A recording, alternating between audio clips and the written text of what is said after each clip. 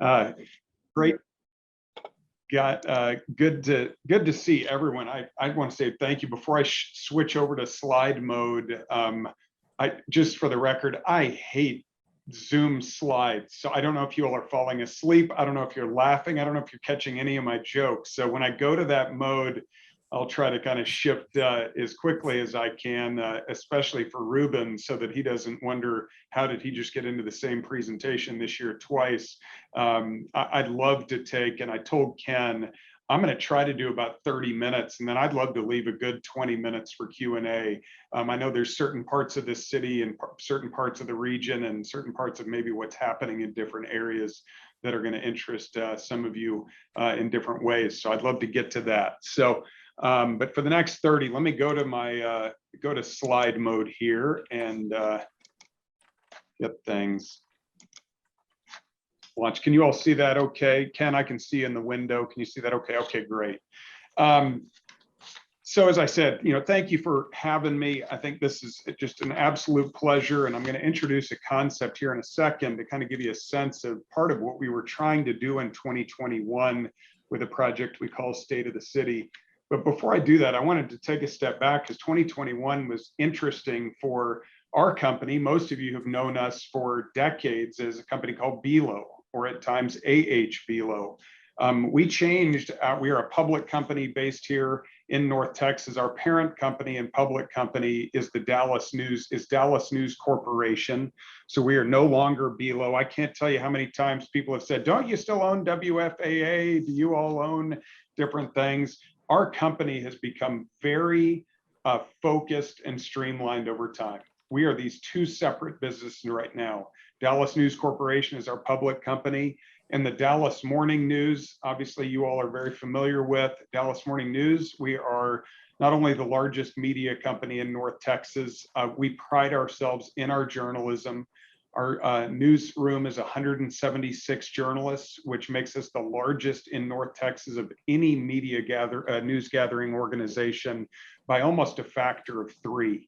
And so I always tell our team is, if we're the largest, it doesn't mean you're the best. It's what we do with those journalists and the way that people feel like we are doing a great job in this community that makes us special.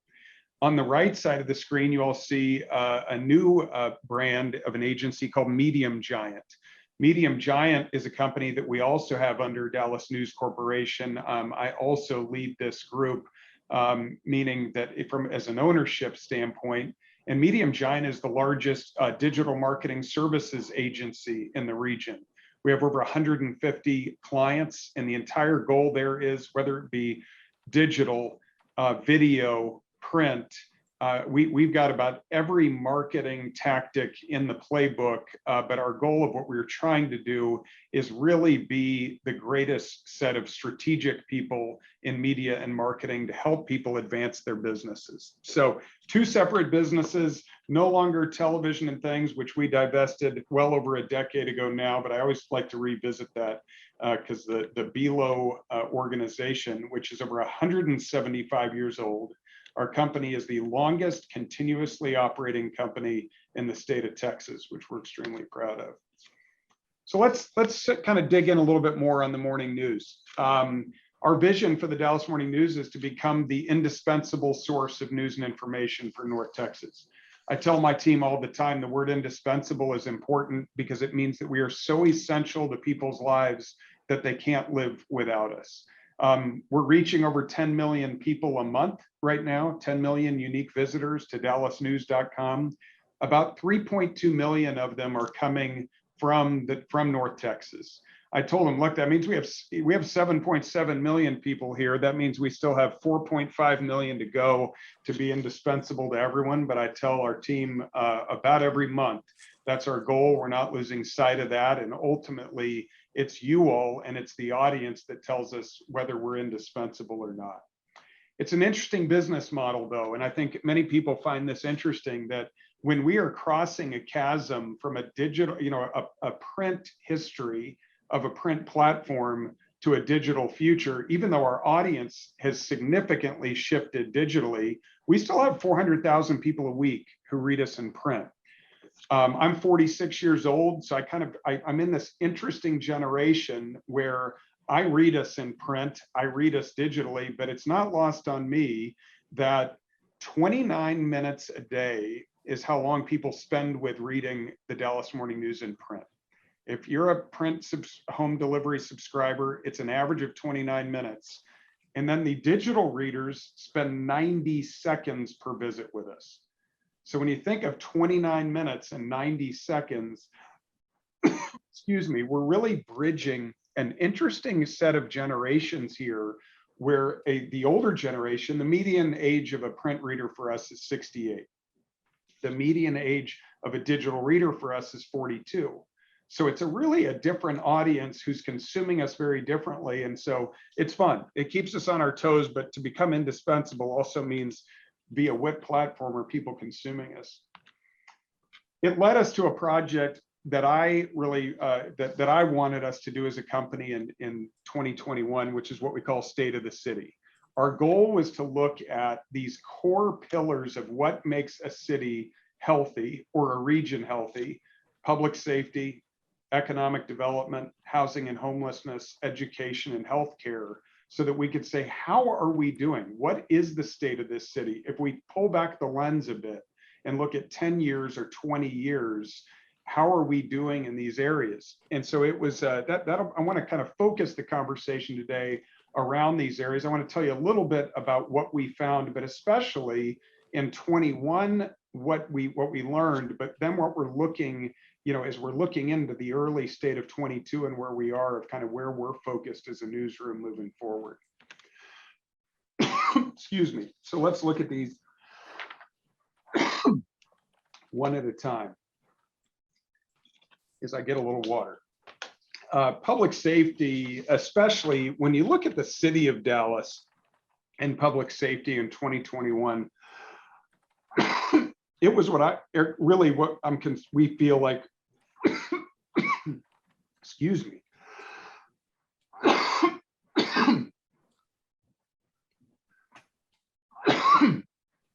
Okay, I'm alive over here behind the screen. What we've really called an era of new beginnings.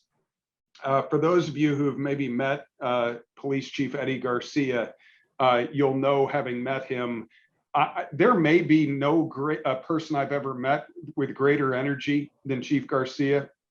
Every time I've met with him, he's got a giant Red Bull or some kind of an energy drink in his hand, or he's got this giant jug of water that he's hydrating between his third workout of the day.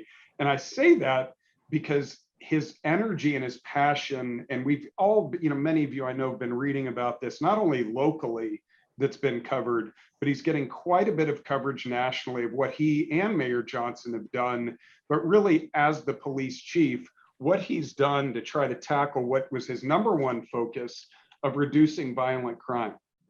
Violent crime is going up in the other major cities around the United States. In the city of Dallas, they've been able to reduce that by 9%. It's been innovative techniques that have really, paved the way. Especially inner city police work can be extremely dangerous. It can be difficult. And what I've been impressed by, and what we've covered quite a bit, is his innovative way of how he's approached this. He actually spent his first 3 months of even before formally starting on the job studying other innovative techniques, not only in San Jose where he came from, but in other areas that really mirrored the size and the demography and geography of Dallas and North Texas, to study what would be most impactful and what were proven tactics for cities like ours. I'm not going to go through all of them. I think I put really kind of the headline of what he calls is a weed and seed approach. Weed and seed means he weeds out the criminals, but then he's a big believer that you have to come behind them and seed these communities with some hope or with some resources that will stop that criminal activity from recurring. A really interesting example about this that he talks about privately, not as much publicly, but I think it's very illustrative, is an area of southern Dallas where there was just constant criminal activity. But they realized that when they went in there and studied it and talked to the community, it was these kids didn't have a lot of activities, especially kids that were under the age of teenagers, didn't have a lot of outlets on Friday and Saturday evenings. He had a very generous North Texas philanthropist buy a $10,000 movie projector that they put into a community center in the middle of this Southern Dallas neighborhood, so that these kids had a great place to go, a place to do something positive and creative. And that is an example of where they took the criminals off the streets in that neighborhood. They gave these kids an alternative of things to do on a Friday, Saturday night. And it's just a really good example, I think, of some of that weed and seed approach.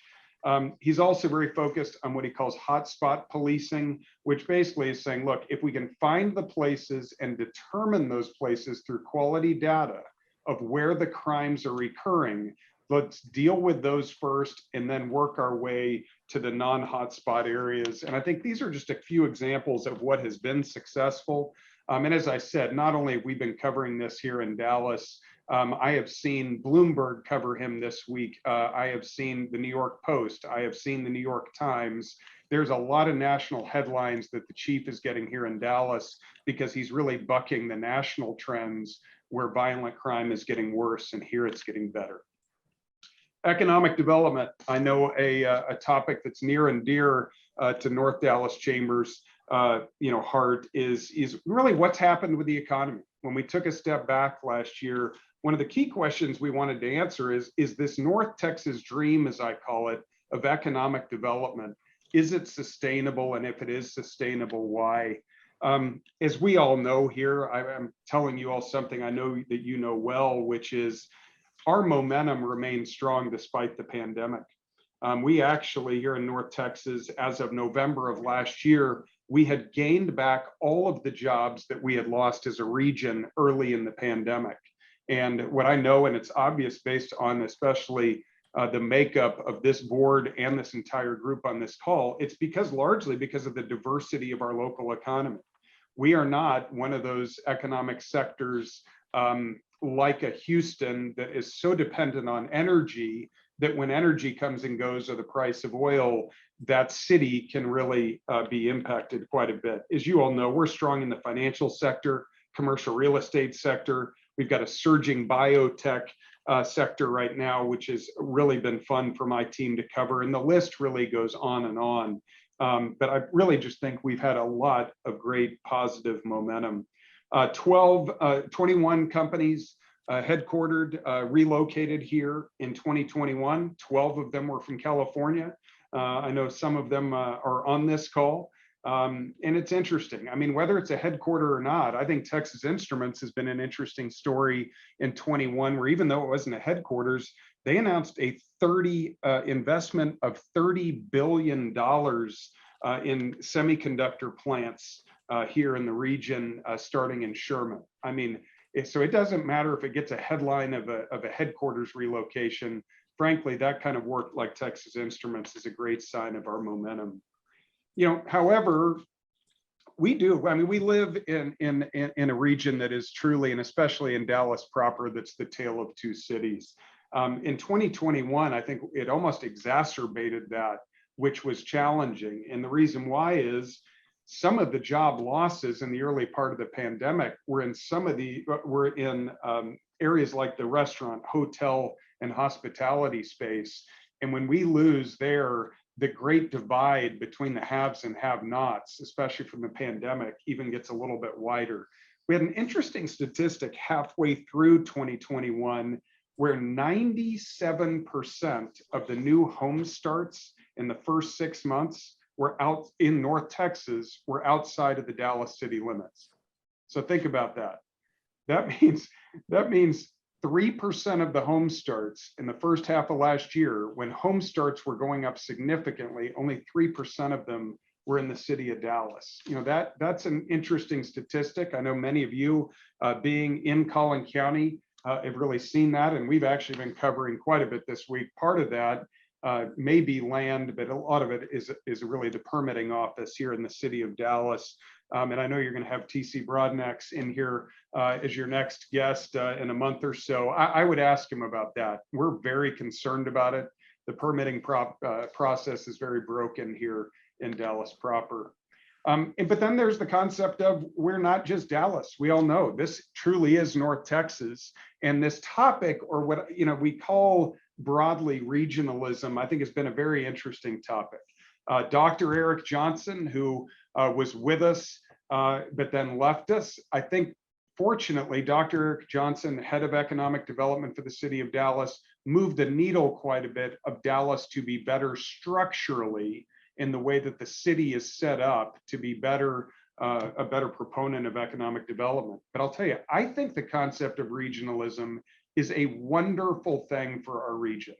I love the fact that Frisco is as strong as it is. I love the fact that South Lake and Westlake and Frisco and Plano and the entire region is seeing the kind of strong development and relocation that it is, because we're big believers at the Morning News that competition is good. Capitalism is is a system where competition really can help make things thrive. And I think our region is a great example in terms of economic development that really reflects that. The third topic we dug deep on last year was housing and homelessness. It's interesting. Our region since 2011, meaning Collin County and Dallas County, has had homelessness increase 32% over the past decade. This past year, between those two areas, we're a little shy of 4,600 people were counted as homeless. Let me give you a little bit of some context, though. New York City has 78,000 homeless. Los Angeles has 63,000 homeless. So even though we're a top 5 region, our homelessness is far less, but the trajectory of how much larger it's getting is some of the highest in the country. And that's why what I was really pleased with, the pandemic, I think, really accentuated this. I think the pandemic has brought more of the homeless to the forefront. Any of you who work in downtown Dallas really see it visibly every day, where I think there is going to be very interesting is this reemergence of the business professionals coming into downtown, and the homeless population are, I hope, going to learn to live better together. But I think there's another piece that happened last year that was one of the most important things that happened last year, maybe in any area of what's happened in our region. And that is this rapid rehousing project where $72 million is being put to use to house 2,700 of the 4,600 to get them into apartments by 2023. There are two types of homeless. People say there's kind of the chronic homeless, or really this people who are in transition of homelessness. And the goal is to get those people who have been in transition back on their feet, get them some temporary housing for upwards of a year, maybe even beyond, so that people can get back on their feet again. This was, a concept that was originated by a woman named Mandy Chapman Semple. Mandy is leading kind of the consulting group who has come in and has really created the model that we're following.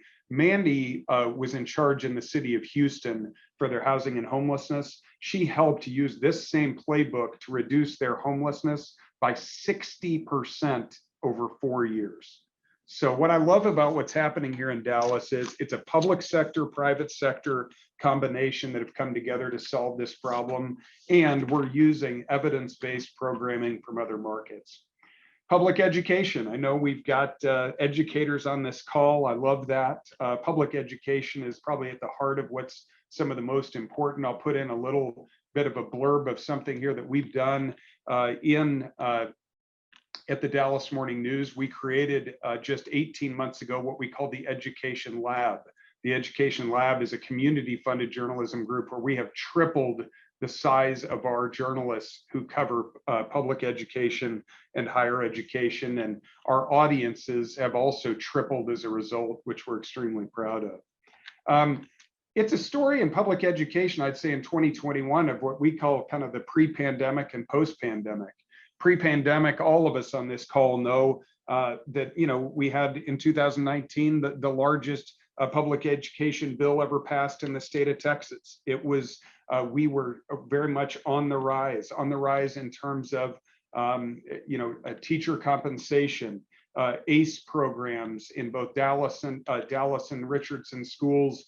We're creating, especially in Richardson, some of the blueprints of just some of the most successful ways of getting some of the best teachers into some of the most difficult schools, giving them incentives and seeing the results. The pre-pandemic world was fantastic. The problem is when we hit the pandemic, it is, you know, in some ways in academics has erased almost a decade of gains in academics in math, and almost 5 years of progress in reading of kids in K through 12. And so, look, we all know on this call, that's not a unique challenge to North Texas. This is happening all over the country.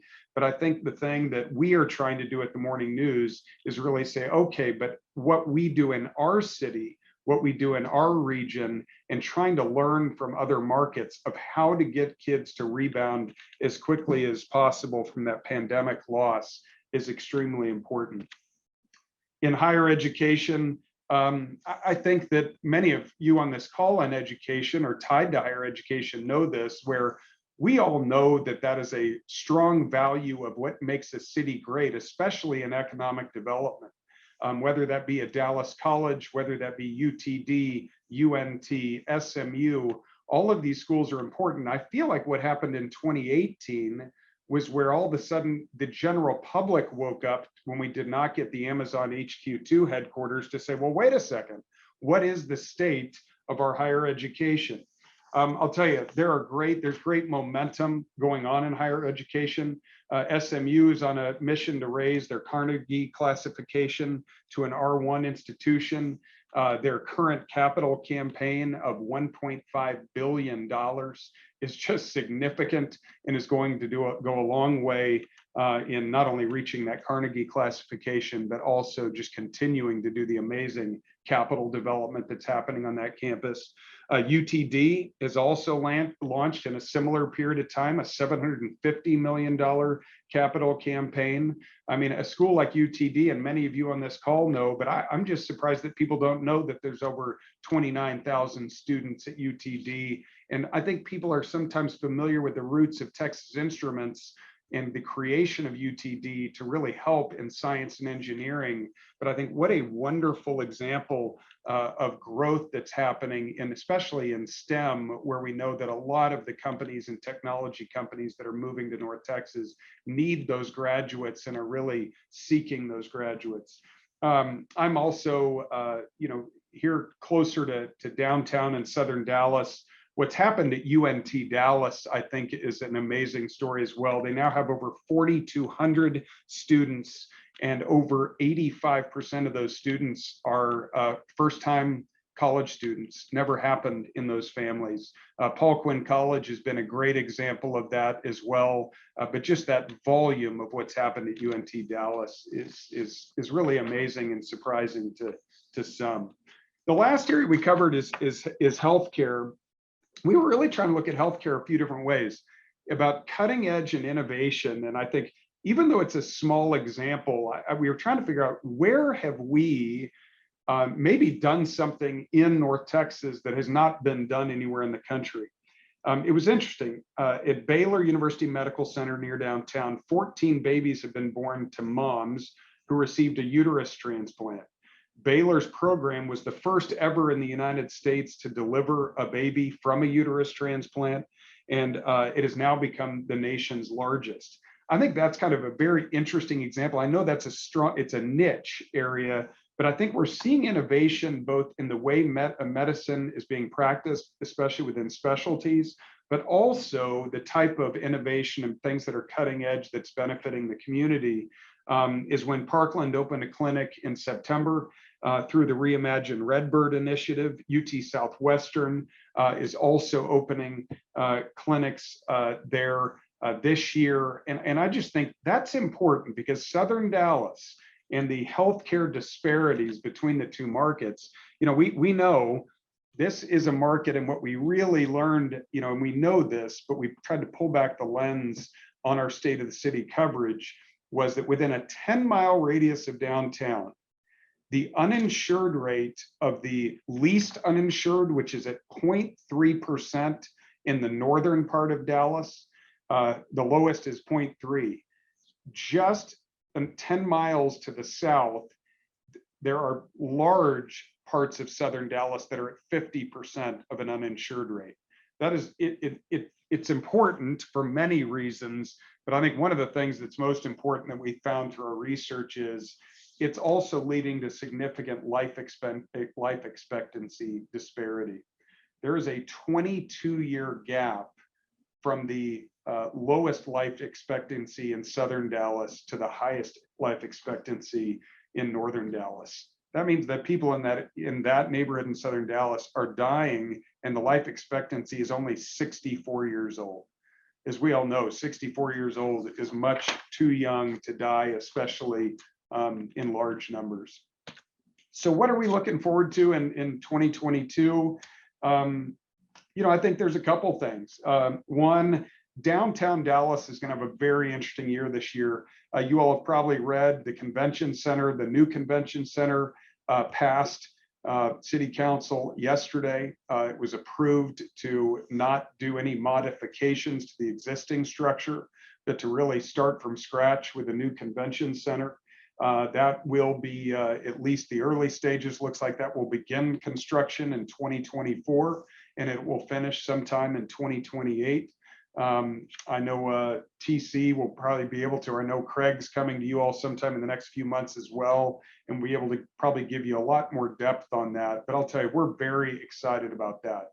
That western edge of downtown, I know because the Dallas Morning News headquarters used to be there and not, almost adjacent to that convention center. There's not a lot of life in that part of downtown. What's happened here on the east side of downtown with the East Quarter, and when ultimately downtown gets bookended by a stronger convention center to the west, and Sean Todd and the Todd family's developments of this East Quarter in the east side of downtown, it's going to be a fascinating bookend to the way downtown will look and feel in the future. Another thing that we're keeping an eye on that may not be as high on many people's radars as it should is there's a decades-old law called Chapter 313 that's designed really to lure companies to Texas with property tax breaks. Is expected expires at the end of 2022. This is Texas's largest corporate tax incentive program. I know that it's got our pipeline of corporate relocations almost higher than it's ever been. I know Dale Petrosky from the DRC told me that the pipeline is about 4 times bigger than it's been in recent history. And so, that's kind of interesting as well. The last thing I'll tell you that we're keeping an eye on that I think is going to be an interesting development is what's happening with what's now, we used to all know it as Valley View Mall, which will become known as the International District as it's built. But I think this is going to be a very interesting Collin County, Dallas County connector. I think it's one of the most important maybe real estate projects that's happening around the region to also make all of kind of the northern Dallas County and southern Collin County even feel more connected.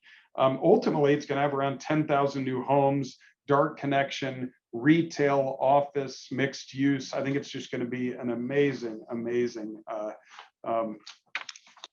development. So my only blurb here before the end is, look, we want to be indispensable, as I mentioned to you up front.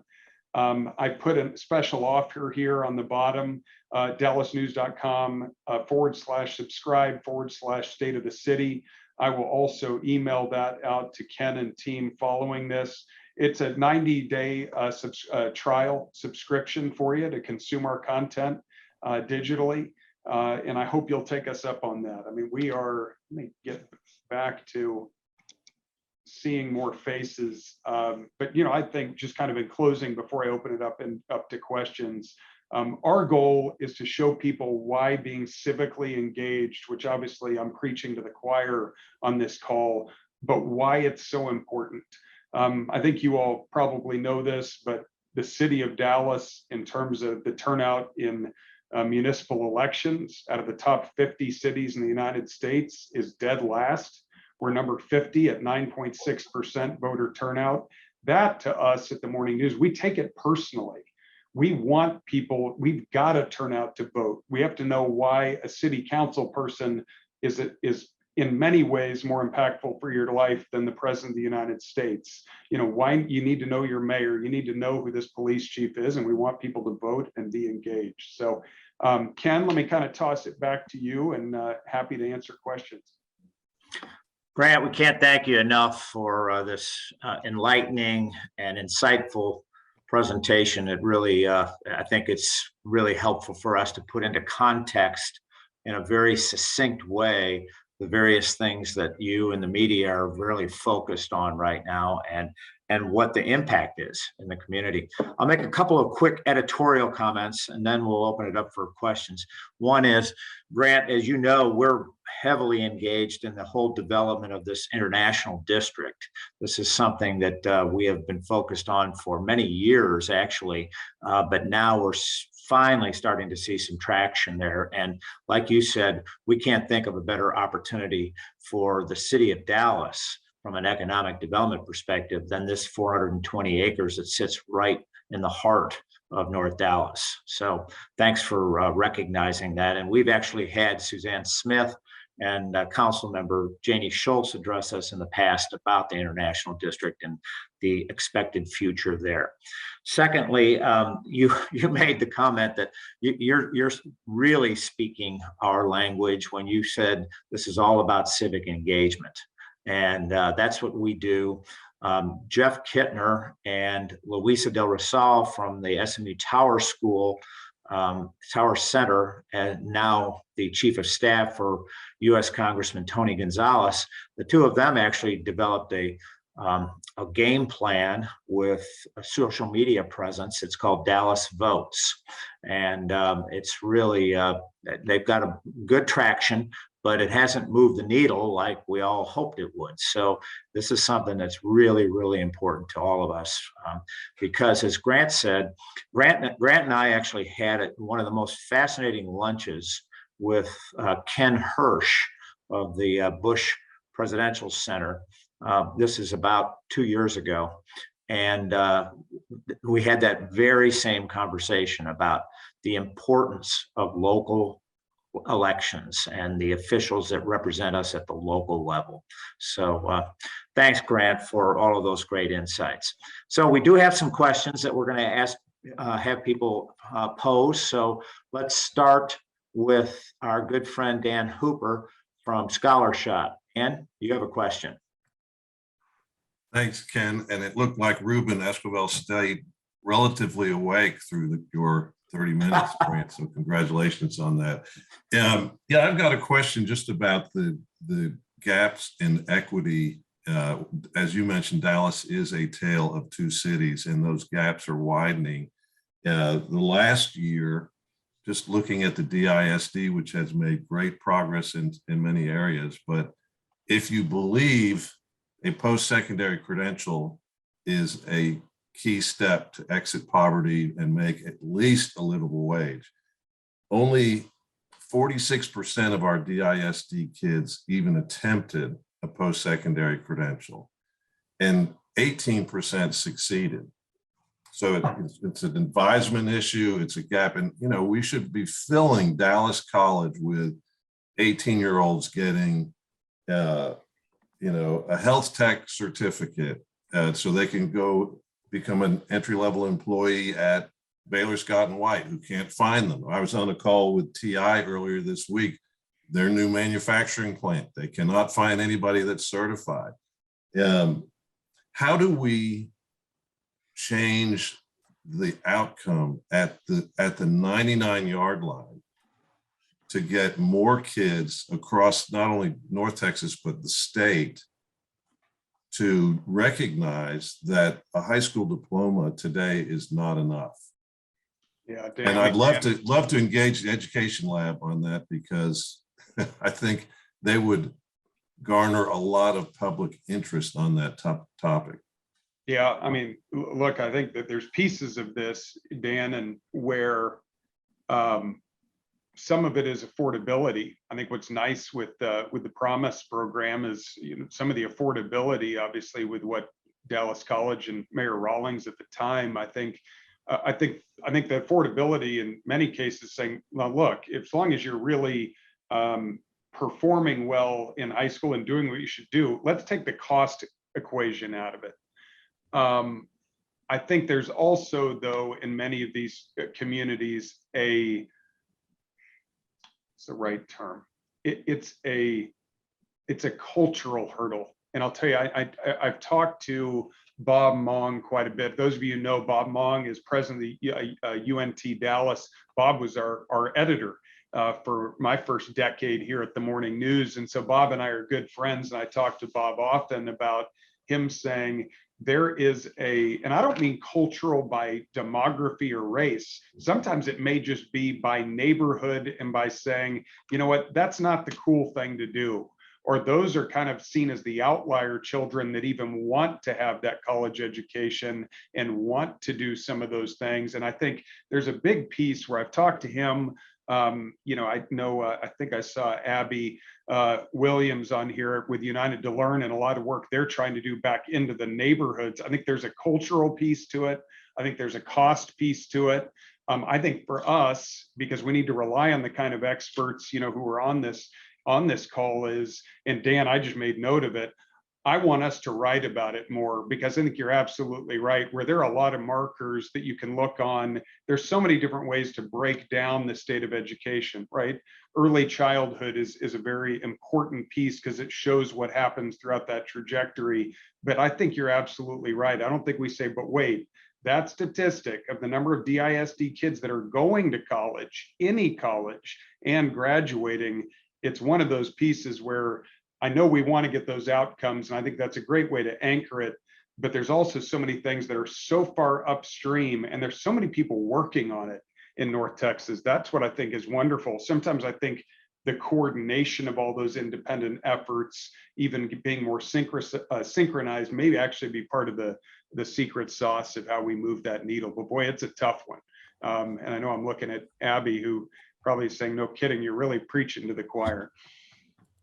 That's well, right. Grant, who would take the lead at the Dallas News to Eva Marie Ayala. Eva is the editor over our education lab. But Dan, just email me at gmoise at dallasnews.com. I'll connect you with Eva, and yeah, because Eva runs that team, and she has been covering education for a long time, and now trying to figure out how do we most effectively deploy this great team. Hey, Grant, since Dan raised the issue about the education lab, can you talk a little bit because that's a really nice innovation that you've incorporated into your publication. So can you talk a little bit more about how that came together and what is actually the education lab? Yeah, so the education lab, so as I said up front, so we're a public company, that we're a for-profit company as a public company. But while you're making a transition from a predominantly print base to a predominantly digital base in terms of our revenue model, we had to find some innovative ways to keep our newsroom as big as possible during this transition.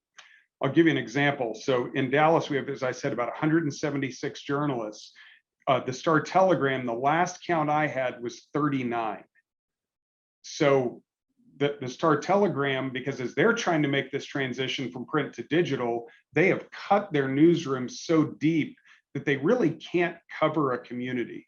So what we did is we looked at a model that was created out of the Seattle Times, which is called community funded journalism, which our education lab, and I'm not going to single people out, but some are even on this call who are supporters of ours, that we've really, and we publicly say who is supporting us.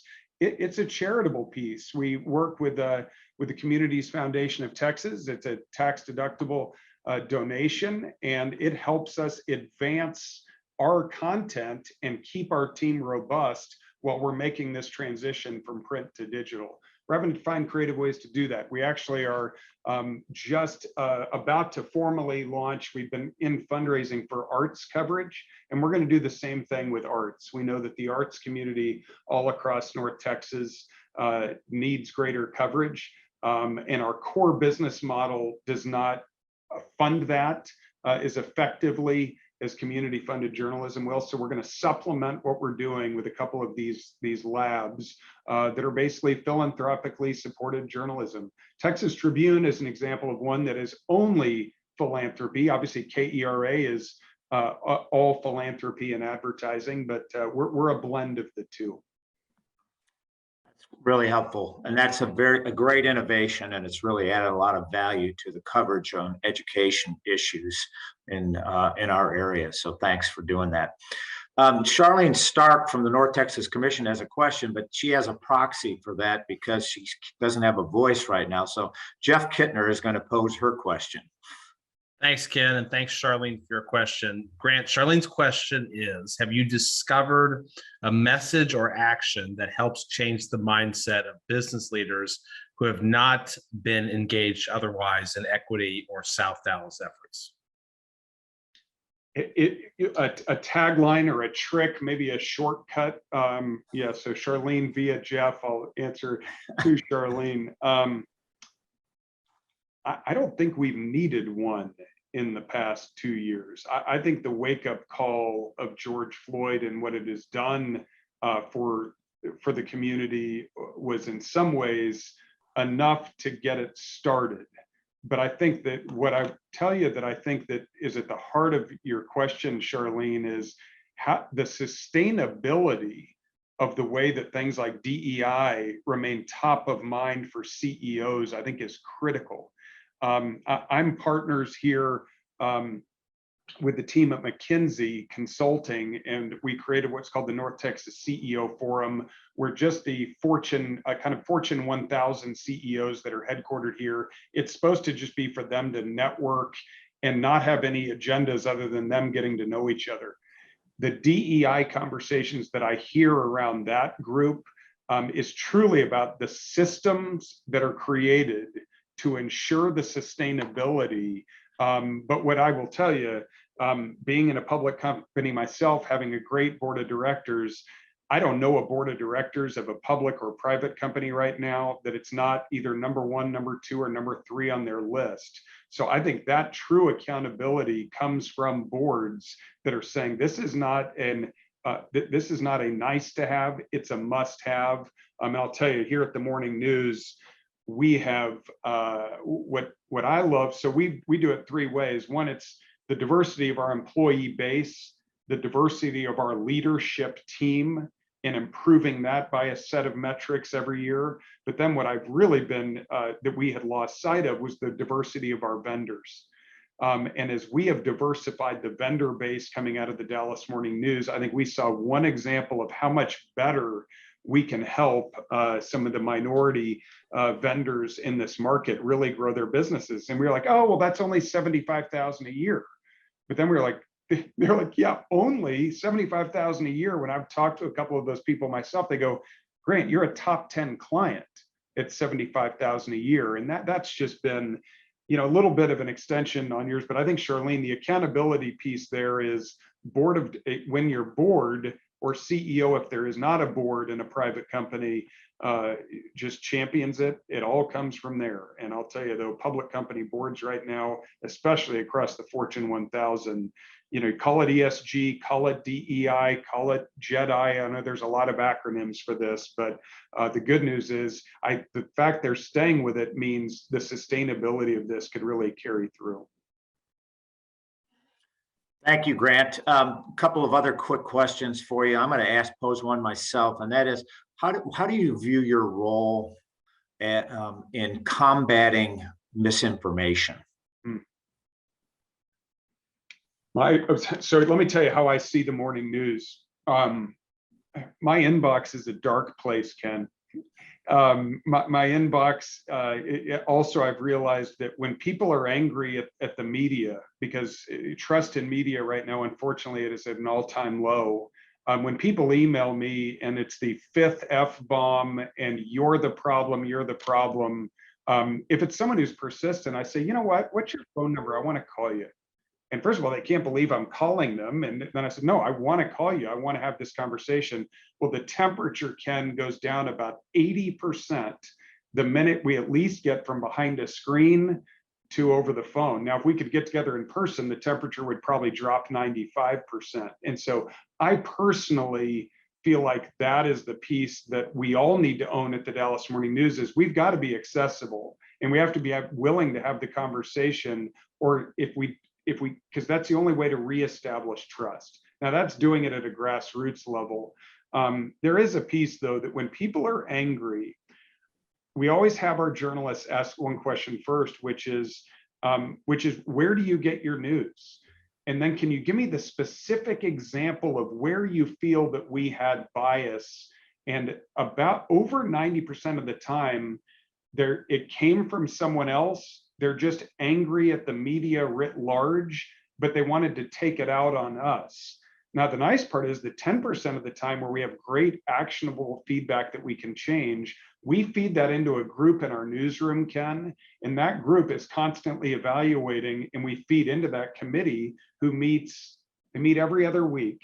And they say, here are headlines that people found offensive or that they had bias. Here is that we're using the same source, maybe when covering a story, and they're saying, see, you have a bias because you're always using that same source. Don't you realize there are a lot of other sources who could give you different perspectives? So we're trying to get it into, A, we've got to be willing to have the conversation, but then B, it has to have a system and a group within our newsroom so that we hold up the mirror to ourselves and say, and you know what, I went by that committee last week and jumped on their Zoom, and there were two things, and they're like, oh my gosh, I had no idea people saw it that way when we wrote that headline, but after we looked at it, that is something we can change because it's an easy change and maybe we just didn't see it.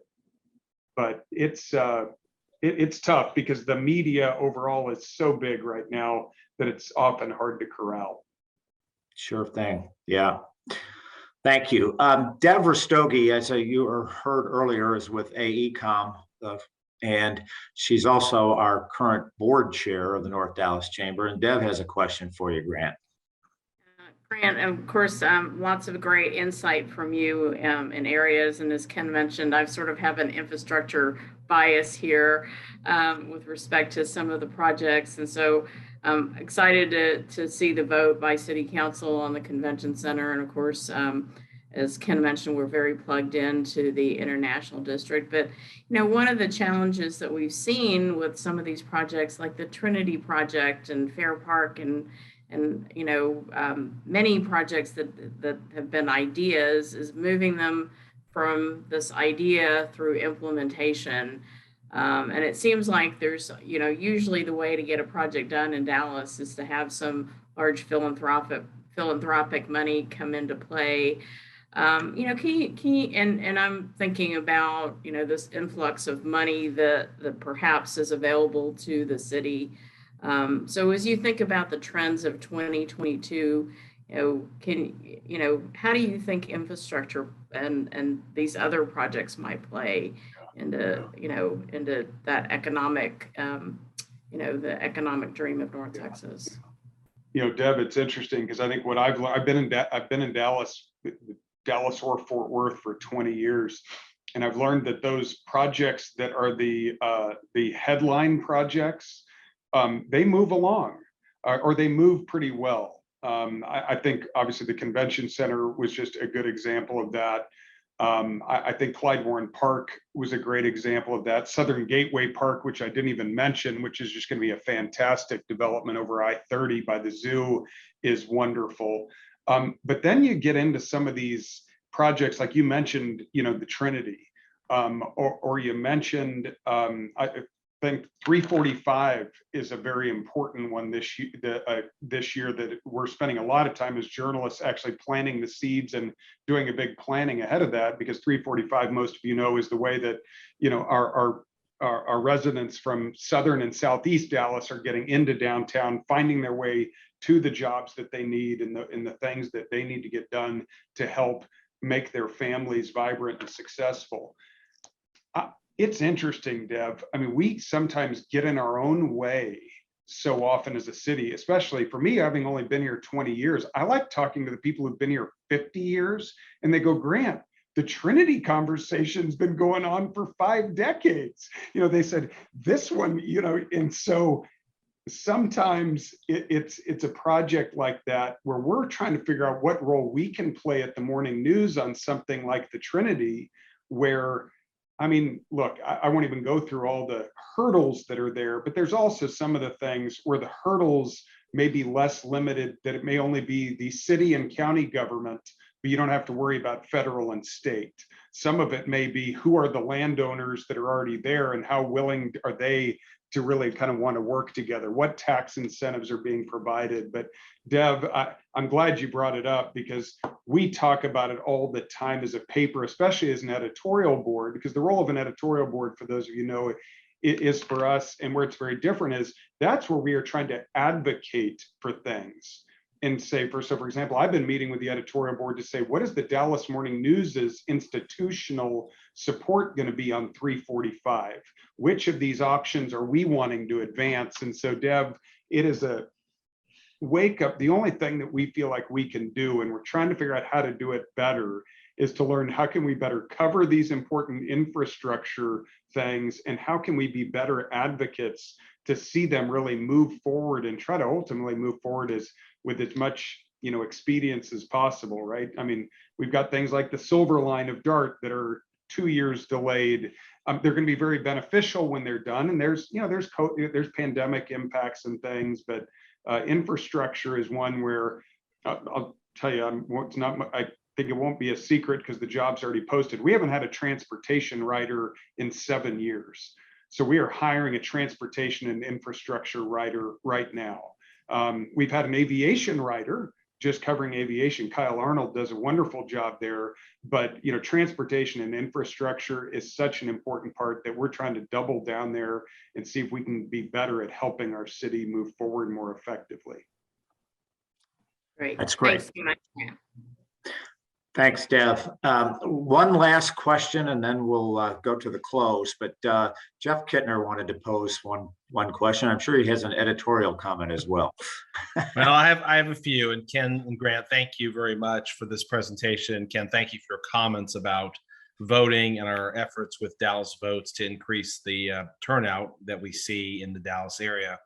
Grant, I'm wondering from your perspective, what are some things that the news and the media can do to help encourage more people to vote? And I also want to get your thoughts on candidate endorsements. And I know sometimes the media gets criticized for that. And I'd love to get your thoughts on, do you think that's still a good practice, or is it becoming more outdated? Yeah. I think the voting piece of it, Jeff, is definitely grassroots. I think it's getting down and looking at it. It's almost like, think about the way that Chief Garcia looked at how do we fix violent crime. Although it's very different, we need to use the same data to say, what are the areas that are not voting? And is it because of the way that they've been redistricted?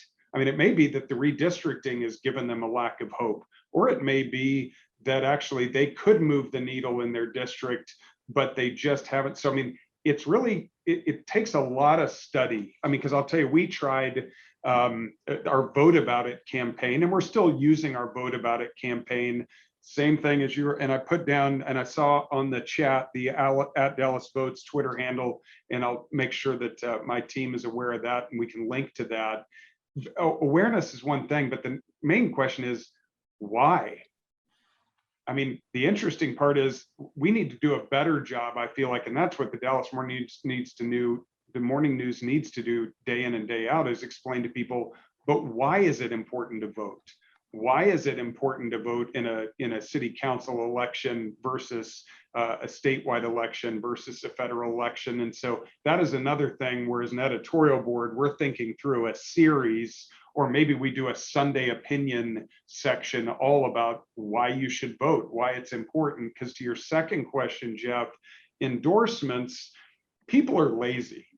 I'm following the same boat. Human beings are lazy. But what oftentimes is to go study, even the people who are voting, what we know through our research is they cram at the very end, the night before they go, to vote, and they're just like, okay, and then they're asking their spouse, hey, who should I, especially down ballot, the knowledge gets worse. And so one of the things that we've done, Jeff, is starting in 2020, we made the decision that we were no longer going to endorse in presidential elections. And I just believe that the role of the Dallas Morning News should be to help inform people on races where you otherwise cannot get the information. When I looked back at the data of 2016, we were the 882nd newspaper to endorse for president. There's nothing valuable about that. And to be honest, people were so, world's pretty much 50% red, 50% blue. So we really ticked off 50% of people when we endorsed one candidate and left the others, but we weren't providing any kind of a unique, we weren't providing much utility. And so what we are very committed to, and you're seeing if you read us, is we have gone into 5 counties. We've gone as deep and as wide as we've ever been on endorsements, getting down into as many counties as we can to try to provide a service that we feel like is unique and helps people where they otherwise can't get that information. Fantastic. Grant, we can't thank you enough. I'm going to turn it back to Jason Bloom with Haynes and Boone to close us out. So Jason. Yeah, thank you, Grant, for participating in today's leadership briefing. And it's funny it came up because as a token of our appreciation, the Chamber will make a gift at the end of the fiscal year to United to Learn, which is obviously headed by Abby Williams. Abby may be better suited to say what United to Learn does than I am. If you want to say a sentence or two about it before we close. Sure. And thank you guys so much for supporting United to Learn, and Grant for your kind words. So our organization partners and actually is the bridge between a lot of private sector critical funding and resources with our 49 Dallas ISD elementary schools around the city. We know that wraparound support in core areas that are research driven around SEL and literacy and aspiring learning environments makes a real difference. And as Grant said, yes, we are about setting the lifeline for kids by 3rd grade so that they can go on to be college and career ready and contribute back to our workforce across Dallas for generations to come. Thank you again for your very generous support. And it's very fortuitous, Jason, that Abby was on this call, because this was our first event of the year where we have a major speaker.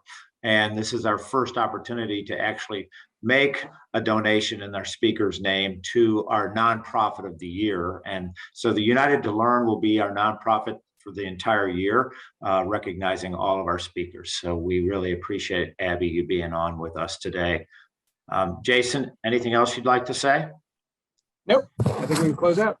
Thanks again to Southwest Airlines, DART, Haynes and Boone for the sponsorship of our leadership briefing series. Please keep your eye on the calendar, ndcc.org. There's a lot coming up, including a great DEI, Experiencing DEI series event next week on February 18th that will feature council members Janie Schultz from District 11 and Casey Thomas from the Southern Sector, talking about racial equity and the division between the North and South. Hopefully you'll all be able to join us for that. And then Jeff has posted a few things. We have a candidate forum tomorrow for Dallas County Place 2, which is the northern part of the city. And it's the Democratic primary. We'll be doing that forum at let's see, is that at Texas A&M Commerce? Their Yes. New offices. Yes. That will be in person and it will be live streamed as well. So we would encourage you to participate in that event if you can. And just, I can't tell you, the calendar is full. So it's amazing. Guys, I'm going to hop off.